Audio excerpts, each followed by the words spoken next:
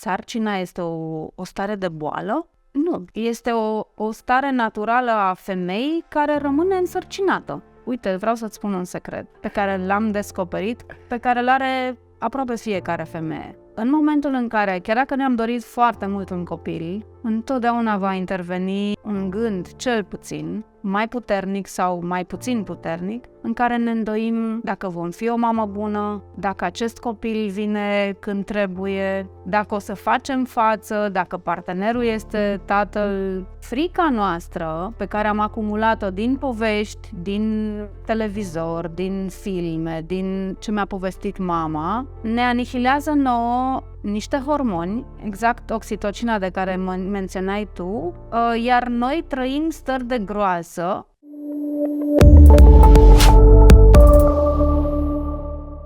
Bună ziua, dragilor! Mă aflu și eu în această zi în postura de intervievator. Mă aflu alături de o prietenă foarte dragă. De multe ori sunt invitat la podcasturi, sunt invitat să răspund la tot felul de întrebări. Astăzi vreau eu să aflu mai multe despre ceea ce ne interesează. Mă interesează pe mine în acest moment un subiect. Voi fi tătic la momentul înregistrării acestui material și ceea ce mi-am dorit și împreună cu soția mea să aflăm mai multe despre nașterea naturală. După cum știți, eu sunt fan al tuturor lucrurilor naturale, hrană naturală, sport natural și în această situație nașterea naturală. Fiind interesat de acest subiect al nașterii naturale, am căutat, de fapt soția mea a căutat și a aflat de cea care ne-a devenit între timp prietenă, o foarte bună prietenă, Dita Depner. Bună, Dita! Bună! Pentru noi, să zic așa, ai fost ca un înger, pentru că ne-ai ajutat în foarte multe aspecte să înțelegem de fapt ce înseamnă naturalul în acest proces fiziologic care, din păcate, în ultima vreme a devenit destul de artificial procesul nașterii și dacă discutăm de multe alte intervenții artificiale, eu ca și medic educat în sistemul convențional îmi dau seama că anumite proceduri uneori sunt necesare, cum ar fi cezariana, dar de multe ori se exagerează și nu doar în acest act, dar și în multe alte aspecte ale medicinei se exagerează și tu vii cumva să ne reînveți ce înseamnă naturalul. Poți să-mi spui mai multe despre tine, cum ai pornit pe acest drum și... Da, și la mine a fost o reîntoarcere la natural, pentru că inițial când am rămas pentru prima oară însărcinată, mă gândeam în același fel. Voi face cezariană? Văzusem la toate femeile care erau în jurul meu pe vremea aceea că era o chestie de genul modă, mă sui în mașină, îmi programez nașterea și mă duc cu mașina proprie, înainte mă duc la coafor, cezariană și ok. Mult mai simplu așa, Mult mai simplu, da, și mă gândeam că da, asta mi se potrivește și mie pentru că mi este frică de durere. Tuturor ne este frică de durere, dar pentru că durerea cumva e un mecanism de apărare, să ne îndepărtăm de durere. Dar de ce crezi tu că apare durerea în actul nașterii? Mie mi-era groază de naștere, pentru că toate poveștile pe care le auzeam erau de groază. Mama care m-a născut mi-a spus că era să o omor la naștere. Pentru mine nașterea era ca un fel de mea culpa, ce era să-i fac eu lui mama. Iar tot ce auzeam efectiv în jur erau povești urâte despre cea mai groaznică noapte înainte de... Îmi plăcea pe vremuri să mă uit pe Animal Planet și am observat că nașterea la animalele sălbatice nu este deloc traumatizantă. Este un proces fiziologic, natural. Ulterior, cercetând acest aspect, mi-am dat seama că oxitocina, hormonul care declanșează nașterea, ea se produce atunci când există biochimie reală între... Adică chimia, natura își face treaba într-un mod natural, la oameni ce s-a întâmplat? De ce acest proces a fost perturbat, ca să zic așa? De ce este suferință? De ce este durere? De ce există... Uite, noi acum reînvățăm de la suratele noastre animalele să vedem cum fac ele la naștere, de nu le doare, de nu urlă, de nu țipă. Și mi-am dat seama că foarte mult din ceea ce trăiește o femeie la naștere vine din influența de afară, de cum este tratată, cum este cumva ajutată, îngrijită, cum se vorbește cu ea. Deci factorul acesta psihologic, pentru că în momentul nașterii avem un moment foarte intens în care femeia nu doar că îi trece printr-un proces foarte psihologic profund, ci are nevoie de susținere. Mai ales dacă este la prima naștere sau... Indiferent că ești la prima, la a doua, am simțit aceeași nevoie de a fi susținută și la prima naștere și la a doua. Probabil la prima frica este mult mai mare sau anxietatea. Exact. Mai ales dacă ai fost bombardat cu informație din jur că e groaznic, că e... Că poți să mori, că doare foarte tare, toate aceste lucruri ți se imprimă. Și mă gândeam, zic, băi, dar cum nasc totuși animalele de... Sunt și femei care nasc foarte ușor, adică... Bineînțeles, dar eu nu cunoșteam momentul acela, mă gândeam că tot ceea ce știu este ceea ce se întâmplă, ceea ce vedem în filme, cum femeia îl înjură pe soț, că ce mi-ai făcut în cauza ta. Într-adevăr, în filme este promovată foarte mult ideea asta, că nașterea e foarte traumatizantă. Și am mers pe ideea de, ok, hai să vedem ce se întâmplă fiziologic și biologic în momentul în care naștem sau dăm naștere. Și am ajuns la niște concluzii foarte tari, pentru că trăim exact la fel ca și emoționalul unui animal, da, care, să zicem, gestionează mult mai bine nașterea decât noi, oamenii, ci că suntem specia superioară. Și am ajuns la concluzia că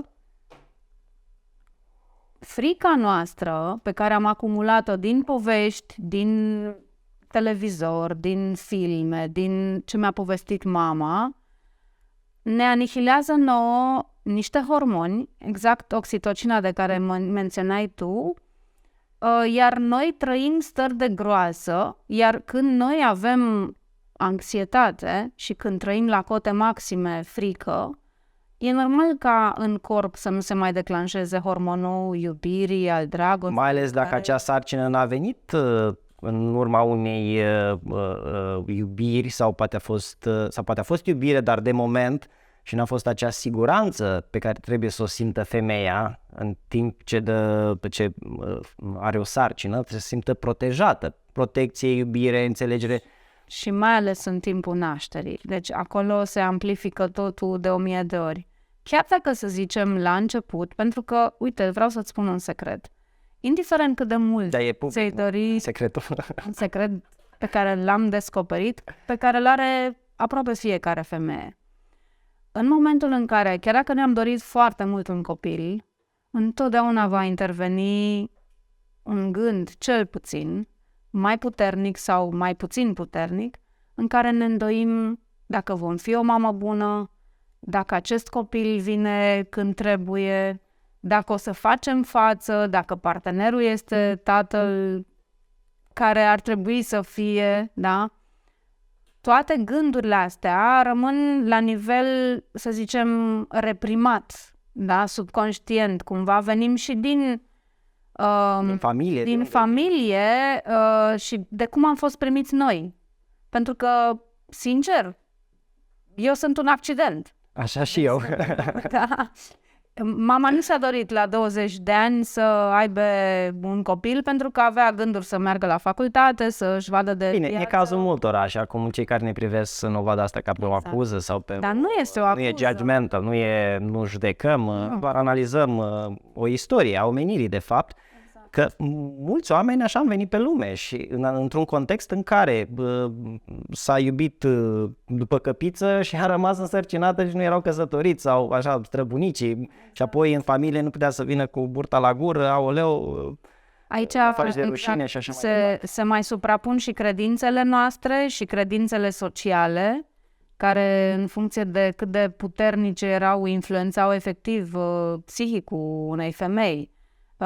Sunt foarte multe cazuri unde se căsătoreau pentru că ea rămăsese însărcinată. Sunt foarte multe istorii unde avem familii cu relații toxice care au rămas împreună pentru copii. Sau au fost impus acea căsătorie pentru zestre, pentru statut social, Exact. pentru, de fapt... Problema este că toate aceste imprimări le simte copilul. Și el vine cu un bagaj emoțional pe măsură. Cu cât a fost, să zicem, mai respins acel copil, copilul va resimți chestia asta în viața lui de zi cu zi, pentru că chiar dacă noi nu suntem conștienți de amintiri dinainte de 2 ani jumate, da, de la naștere... Există memorie celulară, memoria emoției. Există memoria corpului. Corpului, da. Corpul ține minte. Și atunci ne trezim în viața de adulți că avem tot felul de reacții la situații care pentru alții sunt foarte normale, dar pentru noi sunt extrema. Nu pare ciudat să spunem așa că corpul ține minte? Unde ține minte? Adică...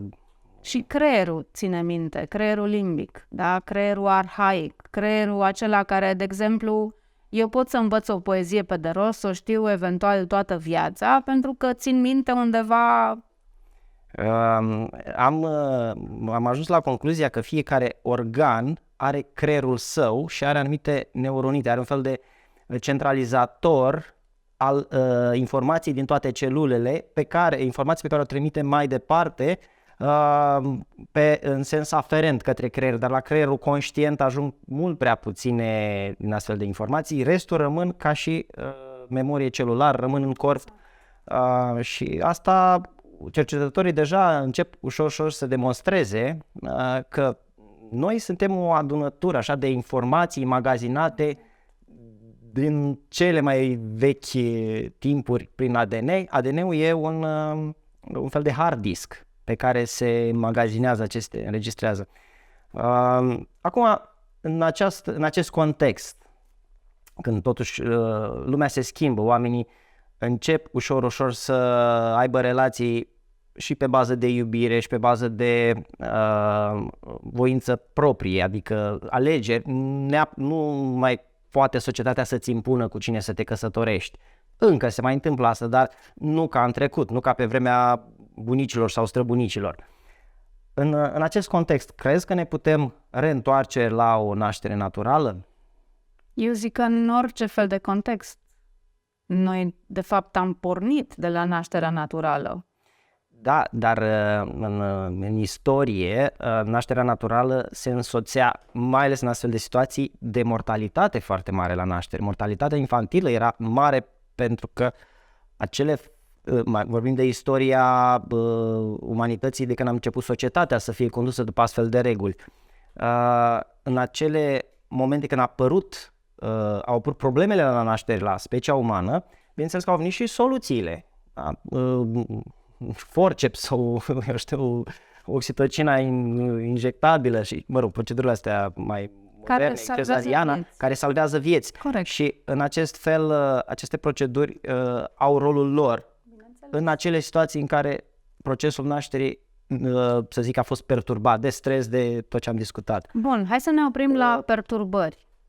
Pentru că, de fapt, nașterea nu este o operație și nu trebuie să fie urgență și nu trebuie să fie nicio traumă. Dar pentru că noi nu avem o altă imagine asupra nașterii, noi nu mai știm să o asociem cu altceva. Cine ar trebui să se ocupe de această educație? Păi cineva. Cineva ar trebui să se ocupe. Cine? Iată că am ajuns să învățăm la școli despre foarte multe lucruri, dar foarte puțin despre noi, despre viață, despre cum ar trebui să fie și mi se pare că sunt lucruri care eu ar trebui să le predau la școală, de exemplu. Pentru ca să dispară frica aia de necunoscut, pentru că 99% dintre femei, după ce rămân însărcinate și se bucură că vine bebelușul, le apucă groaza. De ce? Pentru că există o frică, vai de mine ce o să fie. Pentru că frica vine tot timpul din necunoaștere. Cu cât cunoaștem ceva mai mult și interacționăm mai des cu acea informație, cu atât dispare frica, evident. Exact. Păi da, dar vezi tu, cine ne învață despre asta? Păi, la școala de medicină am învățat doar urgențele și medicina convențională se ocupă de urgențe pentru că și oamenii în general ajung la medic când au o urgență, când își uieră glonțul pe la ureche. Da, stai să clarificăm ceva. Nașterea este o boală, un accident. Dacă începi să o investighezi încă de la primele secunde și apoi tot te prezinți să faci controale după controale după controale, în fața și te evaluează niște oameni care cu asta se ocupă. Apare un fel de bias, un fel de prejudecată că vei avea probleme și asta mi s-a întâmplat și mie. În medicină, în general, se exagerează riscurile și riscuri de 3, 5, 6, 7% de a păți ceva este cumva pus pe primul plan, dar nu se ia în considerare faptul că ai 93% șanse să fie totul bine. Și cumva, trăind în acest mediu al riscului exacerbat, în psihic, despre ce vorbești mai des, Eu înțeleg asta, dar totuși mă întorc la întrebarea mea inițială. Sarcina este o stare de boală? Nu. Este o stare naturală a femeii care rămâne însărcinată. Adică așteaptă un copil. De ce dintr-o dată, dintr-o femeie sănătoasă până atunci și nimeni nu are treabă cu ea, trebuie să începem să o analizăm, să o investigăm, să o supraîncărcăm emoțional după ce că trece printr-un proces foarte intens emoțional, care o aruncă și în copilărie și în amintiri cu familia, dacă, de exemplu, a fost într-o familie unde se aștepta un băiat la un moment dat și au fost numai fete. Sau cele mai multe ori se așteptau băieți, pentru că... Da, pentru că așa se gândea la noi. De exemplu, băieții duc numele mai departe, da? Și băieții suferă mai puțin în viață, să zic. Exact. Deci gândește-te câte imprimări trebuie noi acum să curățăm ca să putem să venim cu o chestie din asta, așa lină, știi, pe zero, așa frumos, fără tot bagajul negativ care vine din urmă și te copleșește, pentru că te copleșește ca și femeie însărcinată, intri cumva în categoria aia de sigur se va întâmpla o nenorocire. Este incredibil. Da, și dacă n-ai nici suportul tatălui care e și mai speriat decât tine. Păi, de unde să ai suport dacă amândoi suntem la fel de speriați? Femeia măcar mai are cumva tendința de a începe să se informeze pentru ca să scape de frică. Bărbatul zice, bă, ăsta e subiectul tău, fă tu ce știi, păi eu nu mă bag. Manuel a aflat de tine și de cursul tău, a zis că, uite, trebuie să participi la asta și tu. Mie s-a părut ciudat exact ce spui, e treaba ta oarecum. Exact. Dar după ce, eu fiind mai deschis așa și știu că ce îmi spunea că e important, chiar e important, ascultându-te, mi-am dat seama că suntem pe aceeași lungime de undă, eu promovând tot sănătatea naturală, în toate domeniile, și în cardiologie, și în gastroenterologie, și în toate domeniile astea care, în fine, medicina le-a împărțit așa pe specialități, dar până la urmă noi suntem un întreg și am rezonat foarte mult cu asta și am zis da. Deci până la urmă ai participat la un curs despre naștere pentru că aveai și tu nevoie ca să poți să o susții. Aveam din mai multe motive. Odată să o susțin, să ne susținem în acest proces de a deveni părinți. Dar pentru mine personal, ca și fondator acestui proiect educațional, cumva să dăm această lumină și cunoaștere mai departe, pentru că eu am simțit că am avut nevoie de această informație, ne-a ajutat enorm și am zis lucrul ăsta trebuie să-l știe mult mai multă lume și de asta ne-am întâlnit. Puțin curs foarte, foarte amplu, viitoarele mămici chiar le sfătuiesc pe viitoarele mămici să urmăriți pe Dita. Veți afla extraordinar de multe informații ce vă vor fi de extremă importanță în acest proces și o să punem în descriere unde te pot găsi. Da, mulțumesc mult. Ideea Când faci asta? De 13 ani. Deci... De fapt, fac asta de când mi-am ratat prima naștere, care a fost o naștere exact cum o credeam eu, de groază, și în care chiar am crezut că voi muri și că nu o să reușesc. A fost o naștere medicalizată pentru că nu s-a mai putut, m-am blocat. Iar cumva fix momentul ăla în care m-am blocat și n-am mai avut altă variantă decât să nasc medicalizat, am reușit natural, dar a fost o experiență soră cu moartea. Crezi că dacă ai fi avut această cunoaștere de acum, nașterea ta ar fi fost altfel? La nivelul tău de atunci, de înțelegere și de... Dacă aș fi avut informațiile care le am acum, cu siguranță acum 12 ani nu aș fi născut în felul acela încât să rămână o traumă foarte profundă și mi-am dat seama că femeia nu are informații corecte despre naștere și de aceea cumva nașterile nu sunt așa cum ar trebui să fie de fapt o bucurie. Bine, nu avem informații nici despre alimentație, nici despre nutriție. La școala medicală nu am învățat, n-am făcut un curs de nutriție, adică nu știm ce să mâncăm. Doctorii mănâncă foarte rău, adică și în spital toți cu pizza, cu băuturi carbogazoase, nu le dă nume. Știi care e culmea? Mie mi se pare ciudat că cumva ni se cere să facem o facultate de medicină ca să învățăm cum să mâncăm, cum să naștem, cum să trăim. Eu care am făcut această facultate și am lucrat în spital, îmi dau seama că nimeni din zona asta, rezidenți, specialiști, medici primari, profesori, nu știu cum funcționează corpul uman natural. Adică și totul e patologie. Totul e patologie, da? Totul e boală, totul... Tocmai. Când trăiești în această lume, vezi totul ca pe o boală. Viața e o boală în sine. E perspectiva aceea de a salva viața, de a salva cazurile, să zicem, grave, care au probleme. Dar iată, revin la că vorbim despre naștere. Sarcina nu e o problemă. Sarcina este o stare pe care femeia o are timp de 9 luni, după care își aduce pe lume copilul. Ce părere ai despre ecografii? Cât de utile sunt, cât de des ar trebui să le facem sau nu? Sau ce părere ai despre asta? Părerea mea nu contează. Pentru că eu, dacă aș fi din nou mamă, dacă aș fi însărcinată, m-aș limita la lucruri care pe mine mă încurcă sau lucruri care pe mine îmi dau o stare proastă. Da, nu poți descoperi, eu știu, anumite probleme, anumite malformații din timp și... Aici contează foarte mult care ți-e abordarea. Dacă eu ca mamă hotărăsc să zicem, primesc acest copil care m-a ales până la urmă să vină, da?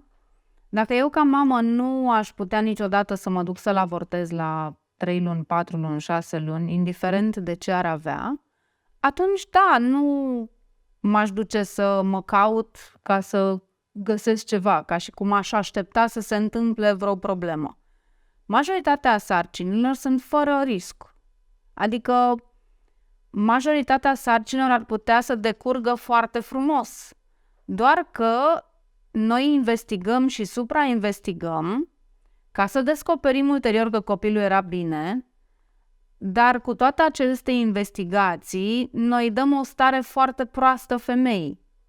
Deci femeia, efectiv, își trăiește sarcina cu atât de multă frică și vinovăție și stări care o dau peste cap, ca să afle după aia că copilul e bine. Dar, uite, comportamentul mamelor, atunci când femeile care rămân însărcinate, cumva își modifică comportamentul alimentar. Se lasă de fumat, nu mai beau alcool, mănâncă mai sănătos. Cumva aceste frici, într-o oarecare măsură, ne ajută să avem un comportament mai responsabil. Este primul pas. Eu zic că întotdeauna sarcina modifică o femeie și o face să devină mai conștientă, mai asumată, mai exactă cu ceea ce îi face ei bine și ceea ce nu îi face bine. Revenind la ceea ce m-ai întrebat dacă aș face ecografii, vreau să atrag atenția asupra unui singur lucru. În România, deși suntem considerați că nu facem noi medicina, eu știu, europeană sau eu știu ce, în România am dat-o în partea cealaltă, în exagerare. Oriunde în Europa, în țări civilizate, da? La care ne raportăm exact tot timpul, o femeie este investigată, apropo de ecografii, de maxim 2-3 ori. Bineînțeles că acolo, în cazul în care se descoperă ceva, se mărește intensitatea sau momentele în care se vor face acele investigații. Dar dacă femeia nu are nicio problemă, ei nu insistă să caute lună de lună o altă problemă sau dacă va apărea ceva la un moment dat. Acest comportament aici în România l-am întâlnit și la pacienții cardiaci, care sunt chemați foarte des la ecografie. Acum, care ar fi motivul?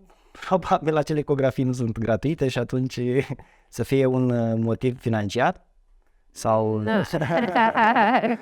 Da, în fine. Este un motiv financiar. Mă întreabă și când lucram cu pacienții, domn doctor, dar când să mai vin? Ei fiind obișnuit că trebuie să-i chem și nu trebuie să mai vii. Adică urmează pașii și recomandările mele pentru viață sănătoasă și nu ne mai vedem. Fii sănătos, adică nu trebuie să te fac dependent de... Uite, vezi, vorbim despre dependență.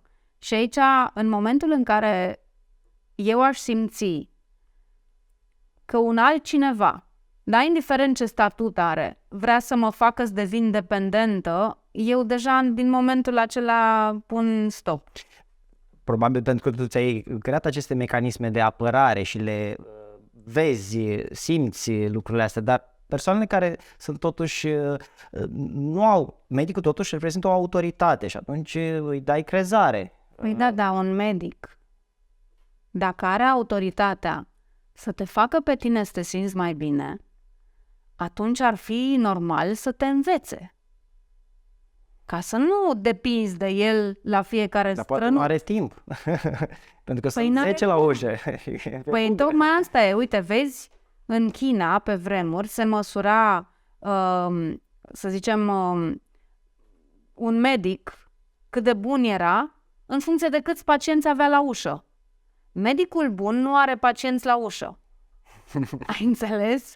Pentru că n-are bolnavi, pentru că îi vindecă sau, în fine, le spune ce să facă ca să se vindece. Pentru că, până la urmă, eu înțeleg ideea asta de medicină de urgență, dar hai să nu medicalizăm procese firești și naturale care nu e nevoie să le medicalizăm. Care ar fi recomandările esențiale într-o sarcină? Te referi la analize, la investigații?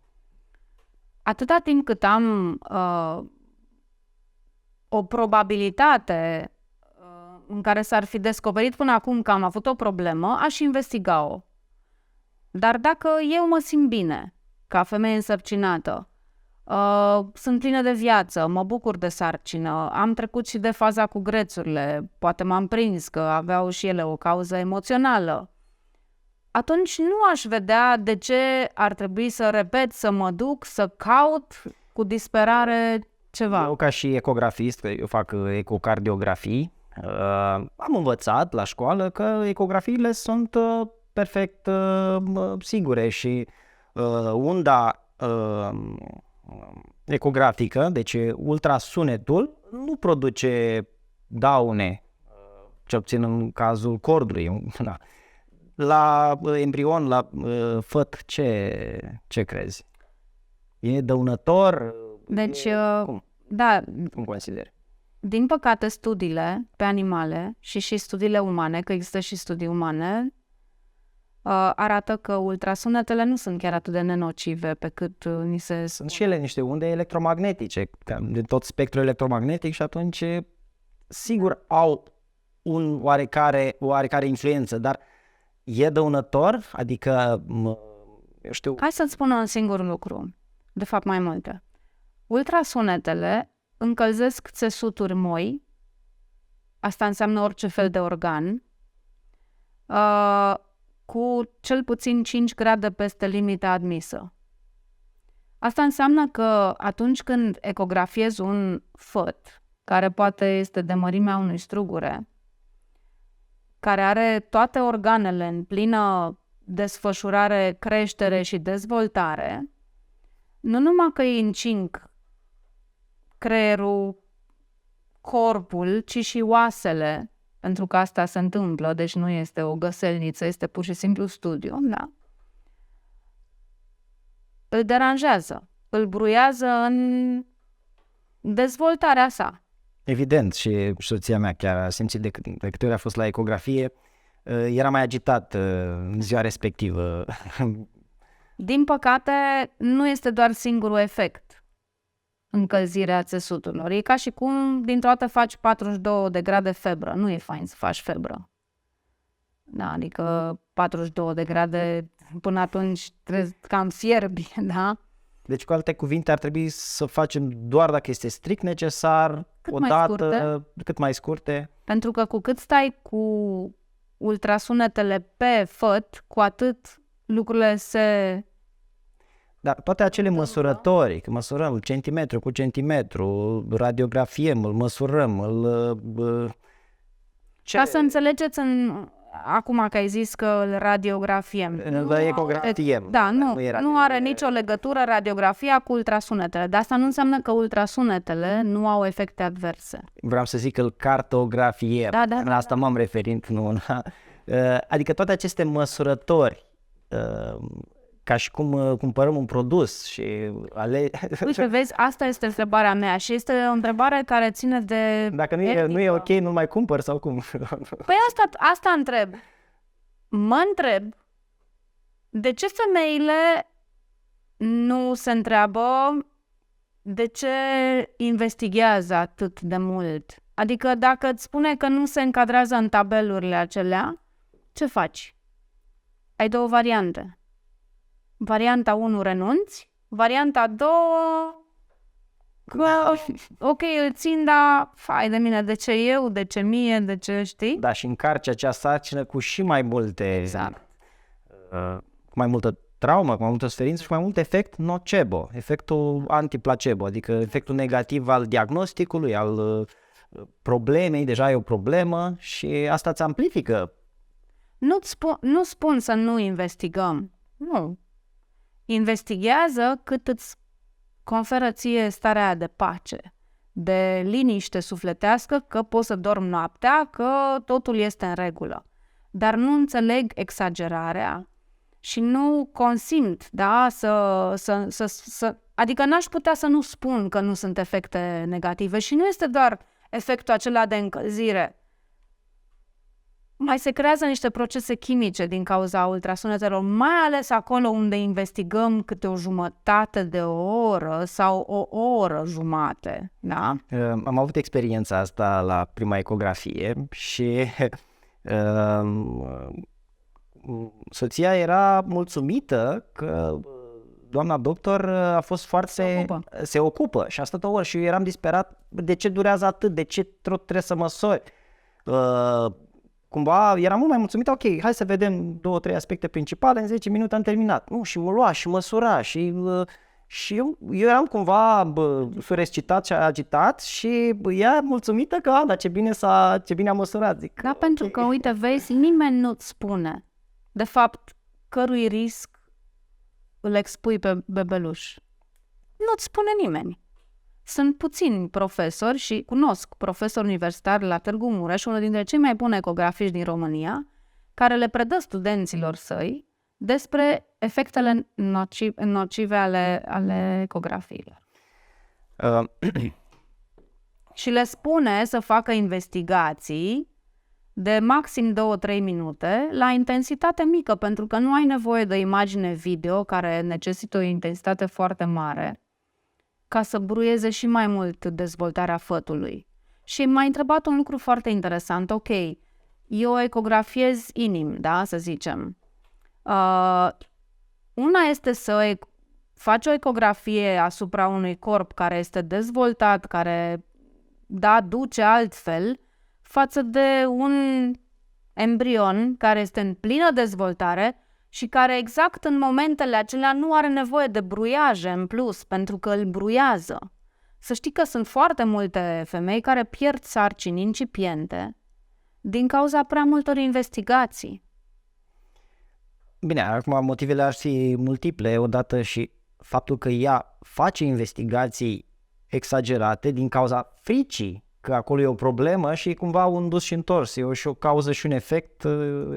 Da, uite, vezi, de exemplu în Anglia, femeia până la 12 săptămâni este trimisă acasă, pentru că îi se spune, doamnă, nu avem ce să vedem până la 12 săptămâni, lăsați copilul să se dezvolte exact așa cum are nevoie până la 12 săptămâni, iar noi o să investigăm de după aceea, pentru că până atunci oricum nu putem face nimic. Iar cele mai multe diagnostice care se dau în acea perioadă s-ar putea să se adeverească să nu fie așa. Și atunci ce faci? Ai încărcat, dar nu numai că ai încărcat. Ceea ce simte femeia se transmite fătului. Dacă femeia trăiește sarcina într-o stare de angoasă, de frică, de groază că ceva s-ar putea să nu fie în regulă cu bebe, e clar că copilul simte această nesiguranță a mamei și devine și el cumva, trăiește într-o stare din asta de frică permanentă. Și chestia asta, neuroștiința a demonstrat că influențează comportamentul și personalitatea copilului care va urma să devină și el adult și să va manifesta. Apropo de asta, apropo de faptul că și eu mă întrebam de ce am vrut eu să sar parașuta, să mă duc pe munte. Așa, și care a fost concluzia? Păi asta a fost concluzia, că mama mea în perioada sarcinii a fost destul de stresată. Așa au fost vremurile în anii 80. Nu judecăm, încă o dată analizăm. Și cumva dorința mea am venit pe această lume în gardă. Da? Deci pregătit cu suprarenalele pregătite să producă adrenalină, cortizol. Pentru că în viața ta intrauterină de 9 luni, tu ai trăit tot timpul în acea stare. Nejudecând starea, pentru că noi atunci când suntem în pântecul mamei, noi doar asimilăm, nu judecăm. Creierul nostru nu are capacitatea de a gândi sau de a judeca de unde vine starea asta pe care o am eu de a fi în gardă și a fi tot timpul pe adrenalină. Păi este adrenalina mamei care eu o trăiesc pentru că o simt. Așa e mediul. Asta e mediul meu. Asta e casa noastră, uite, e casa noastră și lumea din exterior o percepem foarte ostilă, periculoasă și trebuie să venim pregătiți pentru luptă, pentru fight or flight mode. Bun. Asta este modul pe care tu l-ai ales că îți va folosi cel mai mult în viață. Ai nevoie de această experiență venind pe o mamă care a avut anxietăți în timpul sarcinii sau stres. Dar așa a fost majoritatea. Dacă ar fi să facem o statistică... Deci noi supraviețuim acum, bine, da, datorită unor experiențe din copilărie. Deci nu este nimic de condamnat, este pur și simplu un dat. Dar asta nu înseamnă că dacă am putea să evităm stresul unei femei însărcinate, n-ar trebui să o facem. Și cum o facem? Prin mai multă cunoaștere, mai multă informare, nu dăm sfaturi, doar aducem o altă perspectivă, să cei care ne urmăresc să știe că există și așa ceva. Legat de nașterea în sine, care crezi că ar fi poziția sau nu știu, poziția anatomică corectă sau cum ar trebui să nască o femeie din punctul tău de vedere? O femeie ar trebui să nască liberă, adică să nu îi se îngrădească libertatea de mișcare, să nu fie obligată să stea în pat, adică să se manifeste exact cum simte, ceea ce din păcate... Și natural cum ar fi poziția? Sau Păi hai să te întreb altceva. Ai văzut vreodată vreun animal, vreo femelă, da, care urma să dea naștere la puișorii ei, să se pună pe spate în poziția mortului? De unde vine asta la noi? Oamenii de unde au inventat? Sau care e povestea? Da, femeia, mai ales în România, a fost cumva obișnuită, chiar legată de mâini și de picioare, într-o poziție litotomică. Tu știi ce e asta? Înseamnă că noi stăm pe spate și picioarele noastre sunt suspendate și se mai întâmplă și în anul 2020 se mai legau încă femeile de mâini și de picioare, ca și cum era prinsă într-un moment de genul acesta. Și am foarte multe exemple în care în anumite maternități medicii spun că să stea în pat și să nască acolo. Dar o femeie nu stă deliberat pe spate ca să dea naștere. Ea are nevoie să se ridice, să umble. Mai e un aspect, este stresul pozițional. Când stai într-o poziție Care nu vezi, nu ai control. Crește foarte mult stresul. Deci foarte mulți oameni sunt stresați în ziua de astăzi pentru că stau într-o poziție pe scaun, la calculator și ei cred că stresul e din multe alte motive. Da, e din foarte multe motive, dar și stresul pozițional că nu te miști. Deci mai ales în momentele astea foarte emoționante, stresante, să zicem așa, vii cu un stres în plus că oblige acea persoană, acea femeie să stea. Nicio femeie nu s-ar pune într-o poziție pe spate, să nu poată să-și vadă sau să nu poate să se miște, să n-aibă control asupra corpului ei și să dea naștere. Și atunci care ar fi pozițiile în care femeile dădeau naștere mii de ani, da, erau pozițiile gravitaționale și erau foarte bune. Până a venit cineva și a modificat acea poziție dintr-un moft personal. Este vorba despre Ludovic al XIV-lea, care a schimbat toată treaba asta cu nașterile. Culmea e că a rămas moda, deși a murit de mult. Moda a venit de la împărați.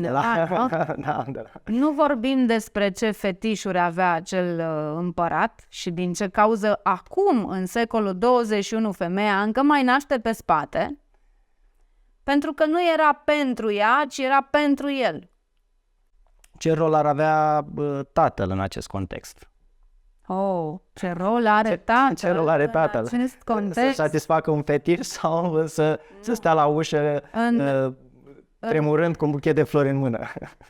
Crede-mă că rolul tatălui este imens. Tații au fost cumva excluși din acest proces, care până la urmă e un proces al cuplului vostru. Copilul acesta a apărut datorită vouă, datorită interacțiunii dintre voi, datorită iubirii dintre voi doi. De ce ar trebui să fii tu mai puțin informat sau mai puțin prezent când îți primești copilul? De ce? Pentru că nu știu ce să fac. Păi da, pentru că iarăși... Dar de ce nu ai studiat? Uite, de exemplu, tu ai făcut facultatea de medicină. Și totuși nimeni nu te-a învățat care este rolul tău de tată. Rolul de tată nu, rolul de medic. Despre asta vorbim. Care este rolul tău de tată? Sau dacă eu aș fi făcut medicina, ar fi fost să învăț care este rolul meu de mamă. Da? Nu. Problema este că cu cât participă mai puțin partenerul la acest moment cheie, cu atât relația s-ar putea să, nu știu, să ia altă întorsătură. Să-i trimitem și pe viitorii tătici la școală. Și încă un lucru. Să participe la cursurile tale și tăticii, da?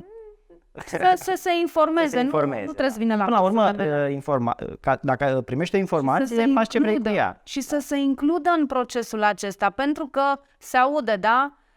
După naștere ni s-a modificat relația, bărbatul meu nu știu ce, se simte exclus, nu se mai simte pe locul 1. De ce? Că a preluat copilul și copilul are niște nevoi fiziologice, normale, biologice, da? Ca să fie pe primul loc. Nu mai e partenerul. La urmă ăsta e și sensul vieții. Păi de aceea facem copii, să dăm mai departe, să dăm un exemplu, da?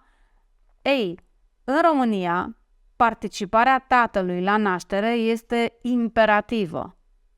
De ce? cea mai mare parte de violență obstetrică se întâmplă tocmai pentru că femeia este lăsată singură. Ce înțelegi prin violență obstetrică? Toate acele nedreptăți care se întâmplă unei femei și degeaba râzi acum pentru că îmi dau seama că este un subiect foarte dar atât de multă violență obstetrică se întâmplă într-un domeniu în care totul ar trebui să fie inimioare roz și am văzut lucrurile astea în stagiile mele de pregătire din timpul facultății și, mă rog, m-au oripilat. Și care a fost concluzia? Cezariană. Când vreau să mă fac obstetrician și ginecolog, adică am fugit de domeniul ăsta. Deci înțelegi? Gândește-te că femeia ajunge în perioada cea mai înfloritoare din viața ei în astfel de situații în care efectiv eu nu mă mir că ne dorim cezariană 20 de minute și am ieșit și nu... Care ar fi pe scurt așa câteva din elemente, cei care vor să aprofundeze te vor urmări, spune-mi așa, care ar fi acele acte care se întâmplă în timpul unei astfel de nașteri într-un spital? Cum este femeia traumatizată? Ce se întâmplă mai exact? Îți dau 1000 de povești în care femeile s-au simțit umilite, jignite, s-a vorbit foarte urât cu ele, nu se simt înțelese, nu li se respectă drepturile, pentru că... nu știu. Bun. Acest fenomen se întâmplă în general în spitale și... Dar mai cu seamă aici, în domeniul acesta, pentru că... mai delicat, să zic așa. Este cel mai delicat. Adică la ortopedie, când îl vezi pe ăla cu toporul și cu, eu știu ce... pierăstrău, te gândești, băi, da, aici, hai să zicem, avem violență. Dar acolo unde naște o femeie, acolo unde noi ne primim copilul pe lumea asta, acolo n-ar trebui să existe așa ceva. Și care e alternativa? Tot personalul din zona asta să facă cursuri de reeducare, cum să vorbească cu pacienții, pacienții, că de aici iar nu sunt pacienți. Da, cuplurile care nasc nu sunt pacienți. Nu intră în categoria pacienți, intră în categoria de clienți. De aceea spun tot timpul, voi nu sunteți pacienți, voi sunteți clienți care vă alegeți un loc care să fie bun cu voi. Da, e mult de lucrat în zona asta. Noi ca și societate avem mult de avansat și poate și noi avem o contribuție să aducem această informație, să le spunem oamenilor că există și altă variantă și cei care sunt interesați aprofundează, se educă, informația. Până la urmă e vorba despre experiența voastră, da? Uite, de exemplu, voi urmează să primiți acest copil în viața voastră. E normal ca voi, ca părinți responsabili, să vă căutați un loc unde să nu se întâmple violență obstetrică, unde să nu vă simțiți nedreptățiți. Adică eu înțeleg că foarte mulți zic că ei lasă, că au mai trecut și altele pe acolo, dar sincer, la cât de multă traumă văd la femei care după ce nasc zic bine că am scăpat cu viață și bine că copilul e sănătos. Nu, așa ar trebui să fie. Adică despre ce vorbim? La o naștere trebuie să scap cu viață și lasă că nu contează, copilul e sănătos. Deci vă dați seama cum ies femeile alea traumatizate după ce că urmează o perioadă foarte intensă și epuizantă în viața lor de mică familie. Probabil și de asta e și procentul atât de mare de operații de cezariană. Exact. Pentru că cezariana ar trebui efectuată doar în situațiile bine stabilite. Acum multe femei, multe cupluri aleg din start tocmai pentru a evita toate aceste... Exact. Eu eram în aceeași situație. Eu alegeam cezariana ca să nu mă doară și ca să nu mă simt umilită și ca un fel de marfă, da? A venit să o naștem. Sau a venit și asta. Ți-a plăcut când... Așa se vorbește încă în ziua de astăzi, cu femeia care se duce să nască natural. Cum e în alte țări, nu știu, țările civilizate la care noi ne raportăm?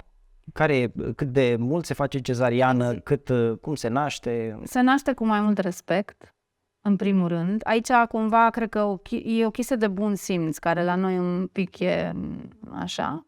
Dar și acolo se întâmplă să găsești medici, doar că ei au protocoale un pic mai stricte. Ei nu au voie să facă cezariană pentru că femeia alege asta. Și acolo există mai multă, gen, cultura educării femeii înainte de naștere. Acolo o femeie, cumva, îi este oferit un curs de naștere de către spital sau măcar are posibilitatea să vorbească cu niște moașe sau să se informeze. Pe când la noi aceste cursuri gratuite sunt făcute de firmele care vând câte ceva și nu prea este un curs de pregătire pentru mamă, ci este un fel de hai să speriem mama ca să folosească tot felul de lucruri și de produse. Ce părere ai despre nașterea în apă? Cea mai bună părere. Dacă ați fi să mai nasc încă o dată, nici nu m-aș gândi, pentru că am comparație. Prima naștere... Da.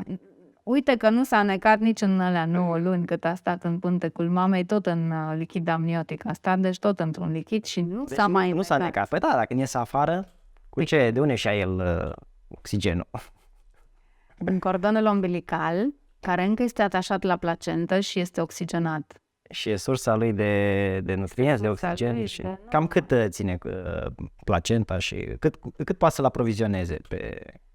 Păi placenta încă pulsează și încă transmite oxigen și nutrienți și celule stem și sânge în corpul copilului cam 20-25 de minute după naștere, deci după prima, să zicem, gură de aer pe care o ia copilul.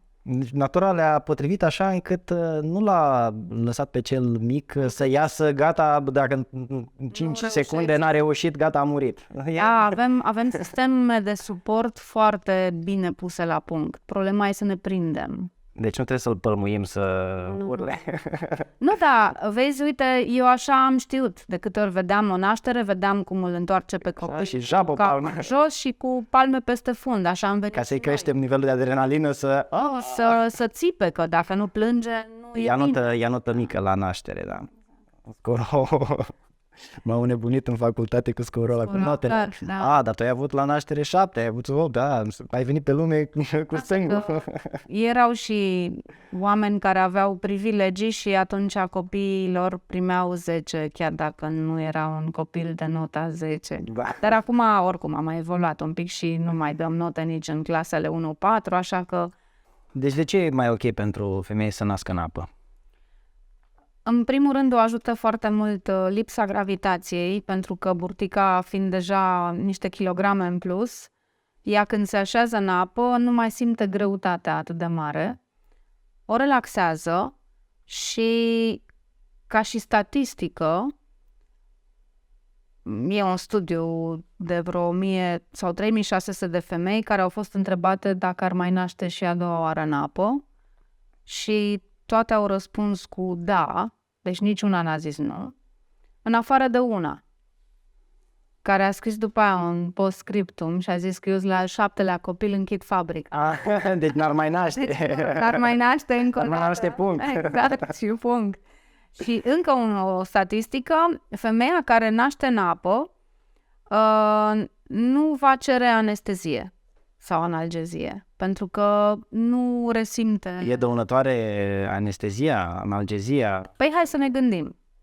Ce efecte adverse ar putea să aibă niște opioide asupra unui bebeluș când el nu metabolizează, ficatul lui e nou-nouț, nu metabolizează toxinele și nici toate chimicalele care trec prin placentă în corpul lui și există studii în care se arată că el și după vreo 9 ore încă are în circuitul sanguin.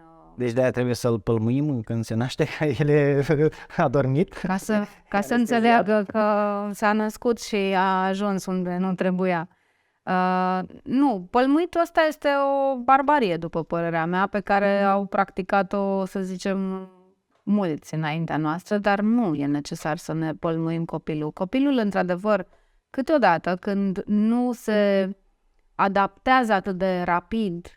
Sunt copii care au nevoie de un pic mai mult timp, adică câteva minute sau câteva secunde în plus, sau cei care deja când simt că e aer, gata, gurița, nasul au dat de aer, copilul se manifestă și începe să plângă sau să facă ceva, da? Deci are trăistuța lui cu da, exact. Care la el și nu e. Deci nu e nicio grabă. Nu știu dacă ne grăbim să-i tăiem cordonul. Păi da, dar și asta este o grabă care nu se întâmplă la alte mamifere și iată că nu s-au mai stins nici acele mamifere care nu practică această tăiere grăbită a cordonului. Și apropo de asta, uite, la noi de ce? Se grăbesc medicii să închidă repede, să facă curățenie în salon sau care e? Mai cum e asta? Păi nu?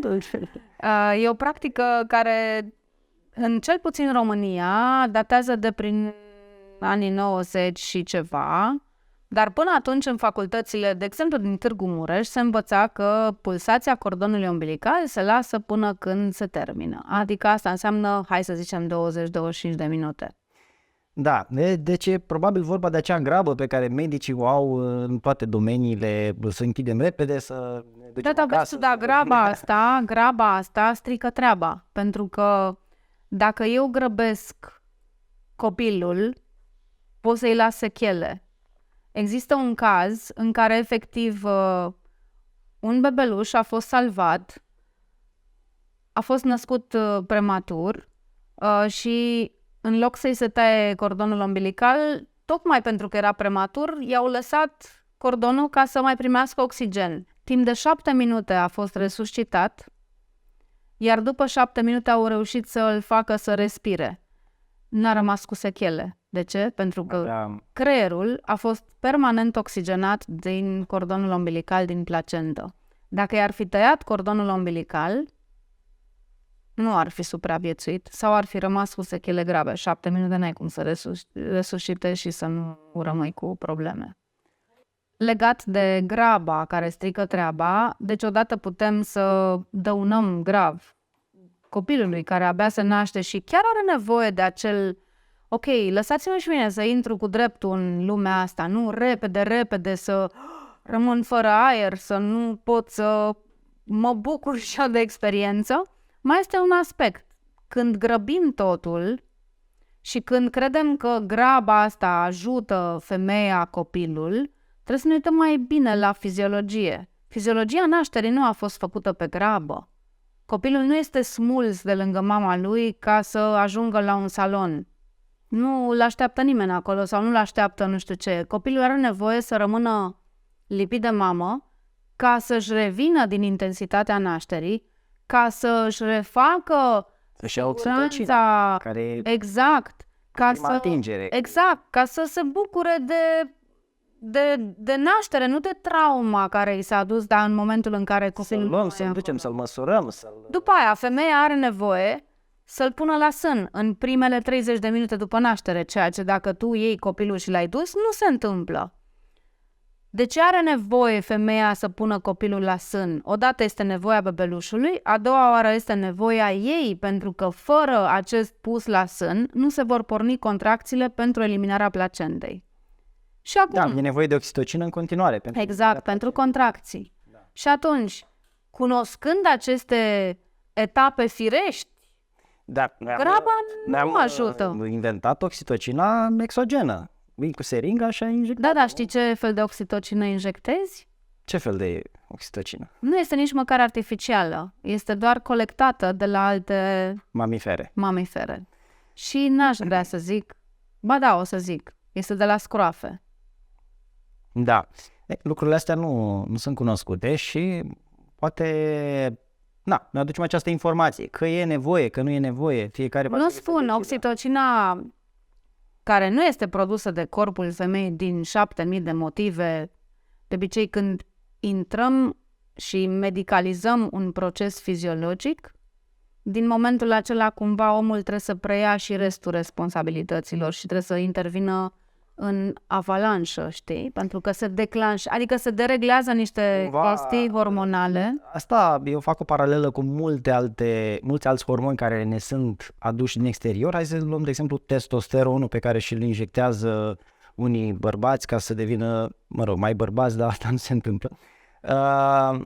Cumva acel hormon adus din exterior nu are aceleași efecte, aceleași reacții ca hormonul pe care propriul nostru corp e capabil să-l producă dacă are tot contextul potrivit. Ce scrie pe prospectul de la oxitocină ca și efect advers cel mai temut?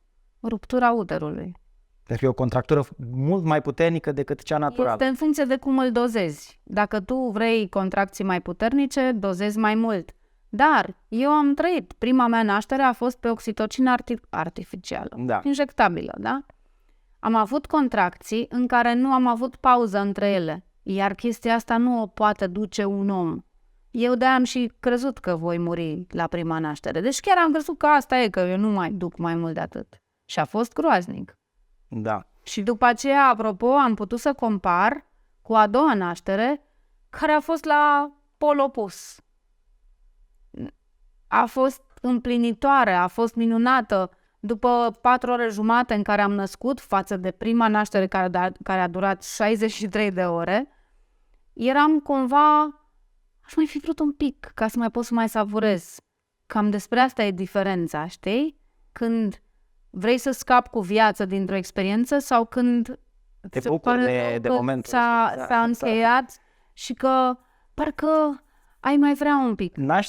Nașterea poate fi cel mai frumos orgasm pe care îl poate trăi o femeie, pentru că atunci se descarcă cea mai mare cantitate de hormoni, oxitocină, serotonină, dopamină, endorfine, exact ca în timpul unui orgasm, doar că nașterea e apogeul. De fapt, corpul femeii se pregătește pentru acea naștere încă de la primul contact vizual cu tatăl, la prima atingere, dragostea, sărutul, mângâierile și tot ce înseamnă, de fapt, produce în organismul femeii acele substanțe, pregătește corpul pentru momentul final, momentul culminant, care atunci este amputat și...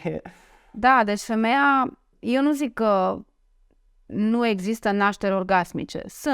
Sunt rare. De ce? Pentru că atât de supramedicalizată a fost nașterea încât nu mai există femeie care să nască spontan și să nască într-un cadru în care vorba aia să poată să își dorească să simtă ceva frumos în momentele alea. Tu când ești într-un cadru spitalicesc, numai la orgasme nu te gândești, clar, pentru că n-ai cum, nu e mediu. Multă frică. E multă, nu numai frică, sunt prea mulți oameni acolo care să nu-ți dea voie să te gândești măcar la ceva de genul că aș putea acum să trăiesc o naștere orgasmică. Uite, a doua mea naștere nu a fost orgasmică, dar nu a contat asta. Împlinirea și ideea aia că aș putea să mut munții. De după, aș mai face-o încă de 20 de ori. Există plăcere erotică, sexuală și fără orgasm. Probabil nu, este altceva. Să știi, uite, am experimentat 2 nașteri și am experimentat ca și dula, ca și însoțitoare, mai multe nașteri. În momentul în care ești într-un mediu în care se naște sau ești lângă o femeie care naște și ai să vezi și tu, ți se transmite starea aia. Și este o stare pe care nu am putut să o compar cu niciuna dintre stările în care am fost îndrăgostită și până peste urechi aveam fluturi în stomac. Nu are comparație. Se spune că este de 10 ori mai mult oxitocină decât ai simțit tu vreodată. E și logic, pentru că ăla e momentul culminant. Până la urmă, aducerea unei ființe noi pe această lume e acel moment pentru care ne-am pregătit încă de la primii pași în acea Dar știi biologic din ce cauză se întâmplă această descărcare de oxitocină la nivel maxim? Te rog. Ca să nu ne părăsim pui. Da, e o legătură foarte puternică și pentru că mai ales la specia noastră, puii au mai multă nevoie de noi decât în cazul altor mamifere. Deci... Un bebeluș, un nou născut, este dependent de mamă ani de zile. Iar mama e dependentă de mediul social și de protecție, pentru că ea nu poate să ducă la vânătoare să-l oculezi, că trebuie să aibă grijă de Pentru asta e partenerul. Vezi importanța partenerului? degeaba ai un partener care nu se implică pentru că nu știe cum. De acolo se strică, biologic vorbind, relațiile. Bărbatul se simte neajutorat, nu știe ce să facă cu o femeie însărcinată sau cu o femeie cu copil, pentru că nu-și mai găsește rolul în toată ecuația asta. Și de acolo se întâmplă un lanț.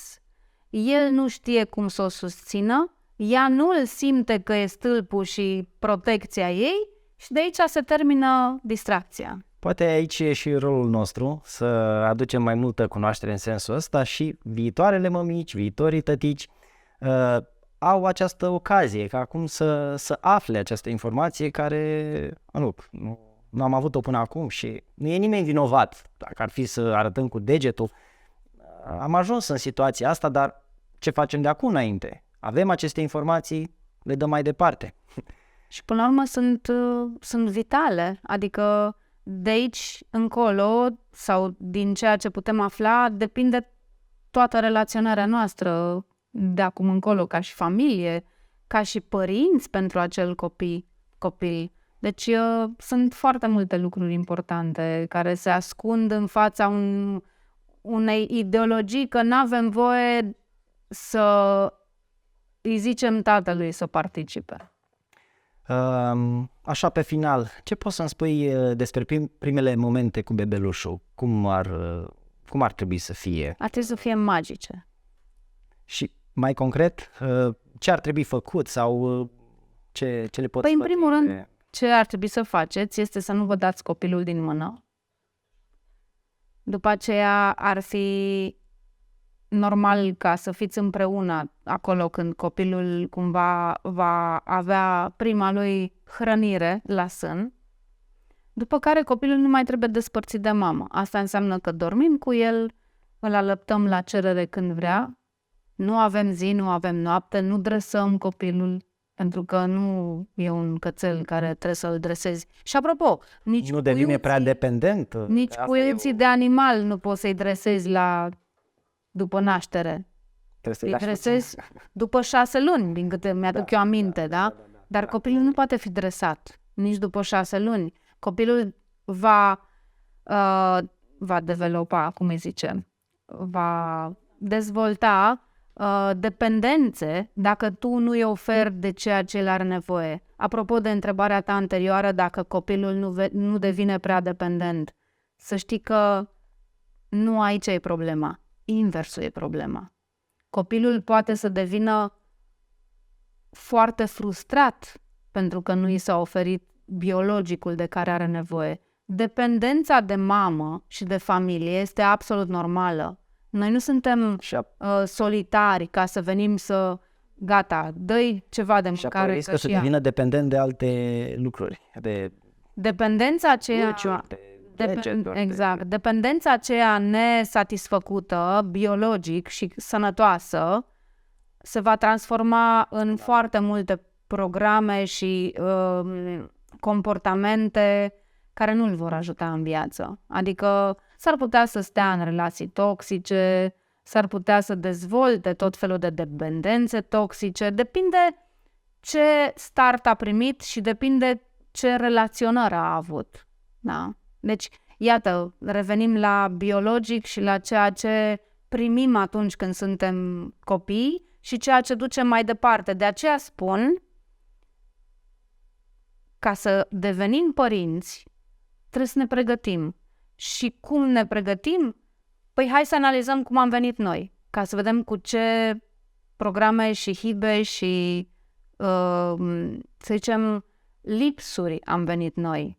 Pentru că de obicei riscăm să repetăm aceleași lucruri, chiar dacă le-am detestat când ni s-au întâmplat. Dar noi suntem acum suntem norocoși, să zic așa, că avem acces la această informație și pentru toți cei care vor să te caute, să te găsească, unde o pot face? Ai un canal de YouTube? Pe canalul meu de YouTube. Punem link-urile în descriere. Și pregătiți-vă, dragilor, pentru acest moment frumos, unic și pentru a acorda cele mai bune șanse viitorului vostru copilaș să pășească cu dreptul, ca să zicem așa, pe cât posibil. Acum, da, o lume ideală poate e mai greu de realizat, dar măcar câțiva pași în sensul ăsta se pot face având la dispoziție informația. Mulțumesc tare mult pentru această deschidere așa, pentru mine a fost revelatoare. Mulțumesc și vouă pentru că ne-ați urmărit. Eu vă recomand așa, după cum știți, să vă luați sănătatea și viața în propriile mâini, pentru că voi știți ce e mai bine și ce se potrivește. Chiar dacă noi dăm sfaturi că e bine așa, cum considerăm noi, până la urmă voi știți ce este cel mai bine în funcție de context, de situație, luați informația ca atare și, ce să zic, decizia vă aparține. Eu sunt Cezar, un cardiolog nonconformist, pasionat de nutriție, sport și psihologie și te ajut să-ți iei sănătatea în propriile mâini. Ne revedem în următorul video și la următoare interviuri pe care le voi avea cu oameni interesanți care au ce să vă spună. Cu bine!